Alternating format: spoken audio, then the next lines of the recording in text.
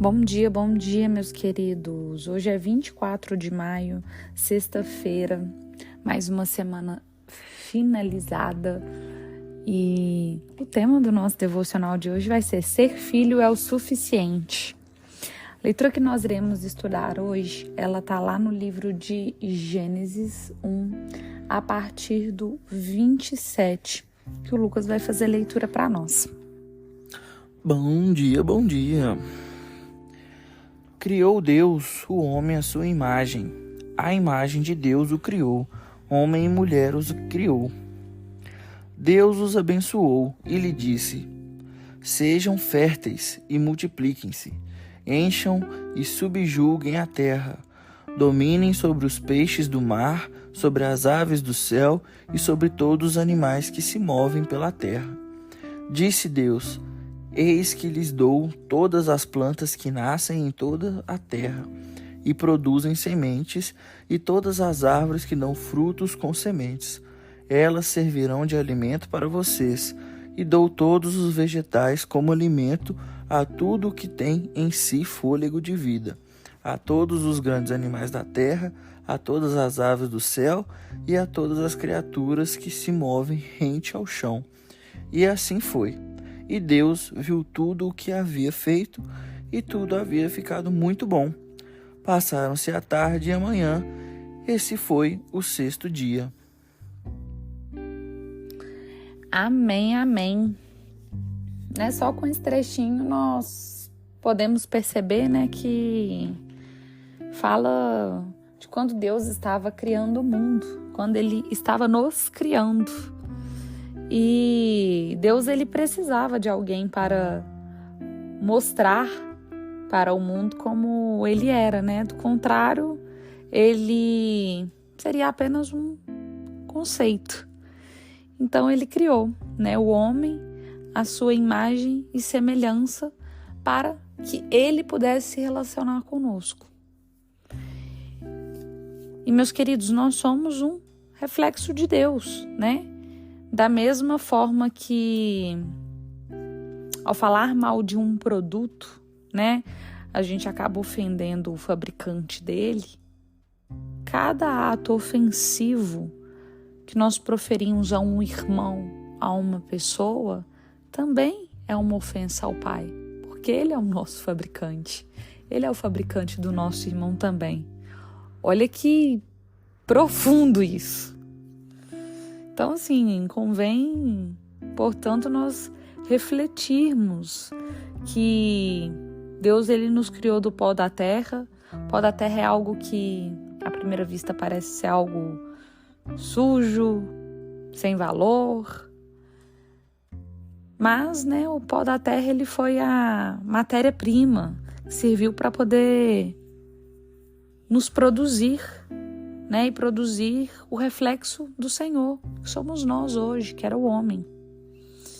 E muito tempo depois, de um homem improvável, que quando a Bíblia fala de homens improváveis, eram homens comuns, de um homem comum, um homem improvável, que era Abraão, Deus, ele cria a nação.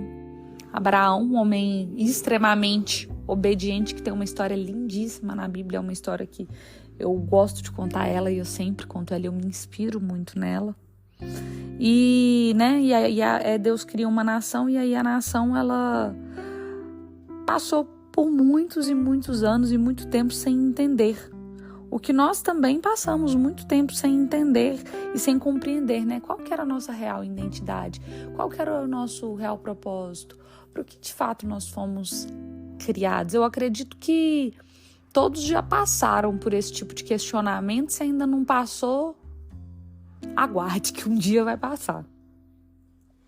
E é muito importante nós sabermos quem nós somos, porque com essa verdade, quando nós sabemos quem nós somos, quando nós sabemos qual que é a nossa real identidade, quando nós sabemos qual que é o nosso real propósito, o propósito, o plano original pelo qual Deus, ele nos criou, essa verdade, ela passa a operar como a base da nossa identidade e não como base nas circunstâncias ou nas opiniões alheias. Nossa vida, ela passa a ter sentido de fato, entende?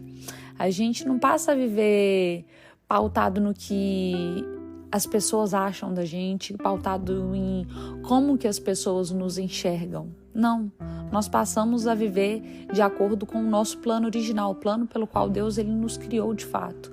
E aí a vida ela passa a ter sentido, ela passa a ter cor, porque nosso trabalho passa a ter propósito, nosso hobby passa a ter propósito, toda a nossa vida passa a ter propósito. Isso passa a nos completar de uma forma inexplicável. Eu acredito que algumas pessoas já passaram por isso. Eu passei por isso. Já está formado, já está trabalhando, né? Tá com a vida profissional ali encaminhada e ainda assim tá faltando algo. Ainda assim tá aquele vazio. Parecer que as coisas não estão fazendo sentido. E né? O viver sem propósito é exatamente isso. Traz essa sensação. E como nós fomos criados para poder viver de forma relacional, a nossa vida ela só ganha sentido quando esse vazio existencial que vez ou outra a gente possa vir a sentir por falta de viver uma vida com propósito, né? Ele só vai passar a deixar de existir quando esse vazio ele é preenchido, né? Como eu acabei de dizer para vocês, né? Eu passei por esse processo de estar com esse vazio e estar buscando o sentido da vida de para que eu fui criada, qual que é o plano original do qual Deus me criou, qual que é o propósito original, qual que é o plano original que Ele me criou para minha vida, se eu falecer hoje, qual que foi a missão que eu deixei aqui na Terra, qual que foi a herança que eu tô deixando para as pessoas que cruzaram o caminho comigo. Contudo, eu fui encontrar essas respostas a partir do momento que eu me debrucei mesmo, de forma intencional, na palavra do Senhor. Eu passei a entender essas coisas quando eu me reconheci de fato como filha, como herdeira do Senhor. Eu reconheci Ele de fato como meu Pai, sabe?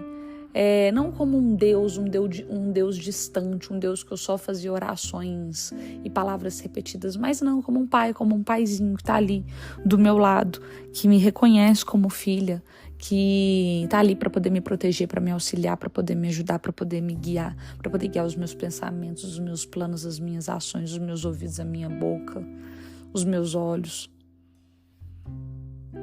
Então, o devocional ele nos leva a fazer uma reflexão hoje, né? Quando você sabe quem você é